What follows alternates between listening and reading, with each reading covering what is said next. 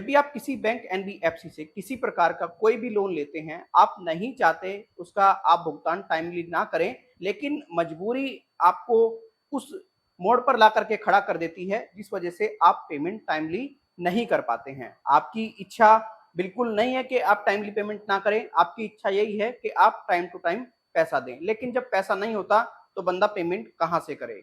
आपको जब आप पैसा नहीं देते हैं तो बताया जाता है कि अगर आपने 90 डेज तक किसी प्रकार की कोई रीपेमेंट नहीं की तो आपका जो लोन अकाउंट है उसको एनपीए में डाल दिया जाएगा। एनपीए क्या होता है? एनपीए नॉन परफॉर्मिंग एसेट्स, मतलब बैंक और एनबीएफसी के लिए वो पैसा अब किसी प्रकार का कोई भी बेनिफिट नहीं दे रहा है।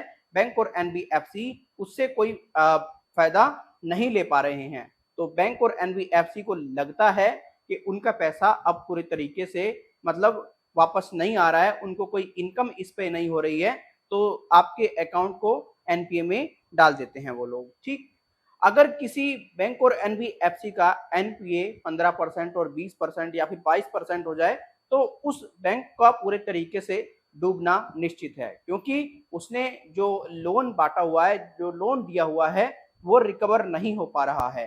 काफी ऐसे बैंक हैं जो बर्बाद हो गए हैं आज की डेट में। तो बैंक और एनबीएफसी पूरे तरीके से 90 डेज बाद आपके लोन को जो लोन अकाउंट है उसको एनपीए में डाल देते हैं। आज से कुछ टाइम पहले एक इशू क्रिएट हो रहा था, बैंक और एनबीएफसी पूरी तरह से एनपीए अकाउंट्स को नहीं कर रहे थे। वो क्यों नहीं कर रहे थे? क्योंकि उनको खतरा था कि भाई इस प्रकार का इशू क्रिएट हो रहा है। आरबीआई को जब इस विषय में पता लगा तो आरबीआई पूरी तरह से एक वो लेकर के आता है और कहता है कि भाई अब आपको एनपीए करना पड़ेगा। अगर कोई व्यक्ति भुगतान नहीं करता है पहले महीने तो आपको उसके लोन अकाउंट को एसएमए 1 में डालना पड़ेगा, यानी स्पेशल मेंशन अकाउंट 1 में। ठीक, फिर अगर कोई व्यक्ति पेमेंट 2 महीने नहीं करता है, 2 ईएमआई नहीं देता है, तो आपको क्या करना पड़ेगा? आपको एसएमए 2 में डालना पड़ेगा। ठीक, अगर व्यक्ति 3 ईएमआई नहीं देता है तो आपको एसएमए 3 में डालना पड़ेगा।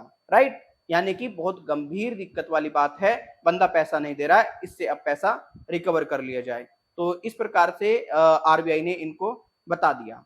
अभी आज से पहले क्या होता था, बहुत से लोग क्या करते थे, ये एडवाइस लोगों को देते थे कि आपका अकाउंट एनपीए नहीं होगा। आप क्या करो, अगर आप पैसा नहीं दे पा रहे हो तो आप 1 महीना छोड़ो, फिर 1 महीने बाद पेमेंट कर दो, फिर 1 महीना छोड़ो, फिर 2 महीने बाद पेमेंट कर दो, फिर 1 महीना छोड़ो, फिर एक बार पेमेंट कर दो। इस प्रकार की बातें बताते थे और आज भी बहुत से लोग ऐसा बताते हैं।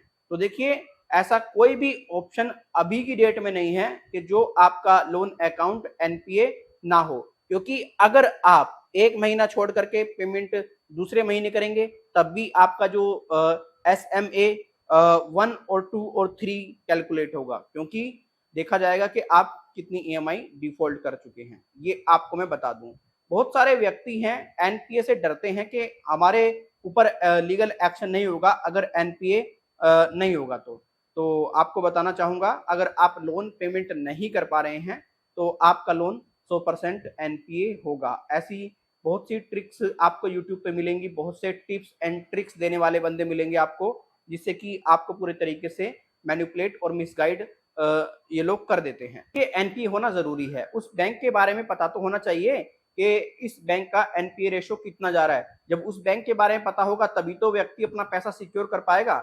आप देखो, भरोसा करते हो बैंक और एनबीएफसी पर, आप यहाँ पर अपना पैसा देते हो तो आपको सिक्योरिटी भी तो होनी चाहिए ना कि हाँ भाई इसका एनपीए कम है और इस प्रकार की हमें कोई दिक्कत वगैरह नहीं आएगी। आपको पता ही होगा कि अगर कोई बैंक और एनबीएफसी डूबता है तो आपको सिर्फ 5 लाख रुपए की गारंटी मिलती है। अगर आपका पैसा उससे ऊपर है तो आपका 50 पैसा भी नहीं मिलेगा। राइट, ये आपको बात ध्यान रखनी होगी। Reserve bank of India in पर ध्यान देता रहता है। रिजर्व बैंक ऑफ इंडिया इनको पूरे तरीके से कंट्रोल करता है और रिजर्व बैंक ऑफ इंडिया चाहता है कि जो आम जनता का पैसा है वो सिक्योर रहे। आपको क्या लगता है?